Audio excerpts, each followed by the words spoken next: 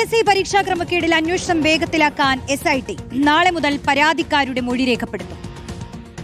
അതിനുശേഷം PSC ഉദ്യോഗസ്ഥരുടെയും മൊഴിയെടുക്കും. Crime branch IG Ajitha ബീഗത്തിന്റെ നേതൃത്വത്തിലാണ് അന്വേഷണം. ഈ മാസം 25-ന് പ്രാഥമിക അന്വേഷണ റിപ്പോർട്ട് DGPക്ക് സമർപ്പിക്കാനാണ് നീക്കം. പ്രാഥമിക റിപ്പോർട്ട് അടിസ്ഥാനമാക്കി FIR രജിസ്റ്റർ ചെയ്യുന്ന കാര്യത്തിൽ ആഭ്യന്തര വകുപ്പ് തീരുമാനമെടുക്കും. റയീസ് റഷീദ് നമുക്കൊപ്പമുണ്ട്. റയീസ്, ഒരു പരാതികളുടെ കുത്തൊഴുക്കാണ്, അട്ടിമുട്ടി പ്രശ്നമാണ് എന്നുള്ളതാണ് മനസ്സിലാക്കേണ്ടത്. അപ്പോൾ ഈ അന്വേഷണത്തിന് വലിയ പ്രസക്തിയുണ്ട്. എങ്ങനെയായിരിക്കും അന്വേഷണ സംഘത്തിന്റെ നീക്കങ്ങൾ?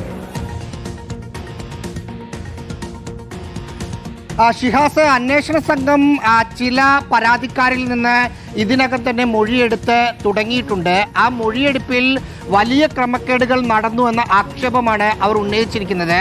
ആ ആക്ഷേപത്തിന് ബലപ്പെടുത്തുന്ന പല രേഖകളും അന്വേഷണ സംഘത്തിന് ഉദ്യോഗാർത്ഥികൾ നൽകിയിട്ടുമുണ്ട്.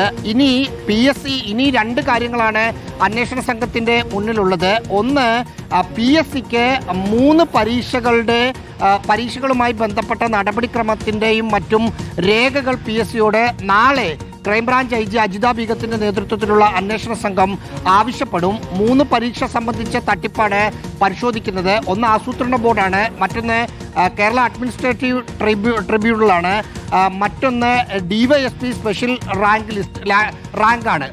ഈ 3 പരീക്ഷയുമായി ബന്ധപ്പെട്ട രേഖകളെല്ലാം നാളെ PSCയോട് ആവശ്യപ്പെടുന്നുണ്ട്. ഒപ്പം ഇതുമായി ബന്ധപ്പെട്ട എന്തെങ്കിലും രേഖകൾ ഉണ്ടെങ്കിൽ അത് നശിപ്പിക്കരുത് എന്ന നിർദ്ദേശം കൂടി PSCക്ക് നാളെ അന്വേഷണ സംഘം നൽകും.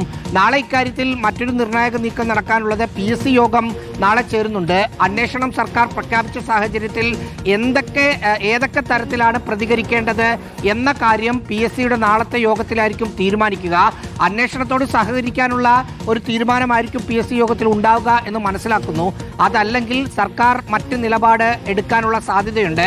ഒരുപക്ഷെ ഈ അന്വേഷണത്തെ ചോദ്യം ചെയ്ത് കോടതിയെ സമീപിക്കണോ എന്ന തരത്തിൽ ചില PSC അംഗങ്ങൾക്ക് ആലോചനയുണ്ട്. പക്ഷെ നാളെ ചേരുന്ന PSC യോഗത്തിലായിരിക്കും അക്കാര്യത്തിൽ ഒരു തീരുമാനമെടുക്കുക. എന്തായാലും തിടുക്കത്തിൽ FIR ഇടാനില്ല എന്നാണ് ക്രൈംബ്രാഞ്ച് അന്വേഷണ സംഘത്തിൽ നിന്ന് മനസ്സിലാവുന്നത്. പകരം മൊഴികളും രേഖകളും മറ്റും പരിശോധിച്ചതിനു ശേഷം ആവശ്യമെങ്കിൽ FIR രജിസ്റ്റർ ചെയ്ത് മുന്നോട്ട് പോകാം എന്ന നിലപാടിലാണ് അജിത ബീഗത്തിന്റെ നേതൃത്വത്തിലുള്ള ഉദ്യോഗസ്ഥർ.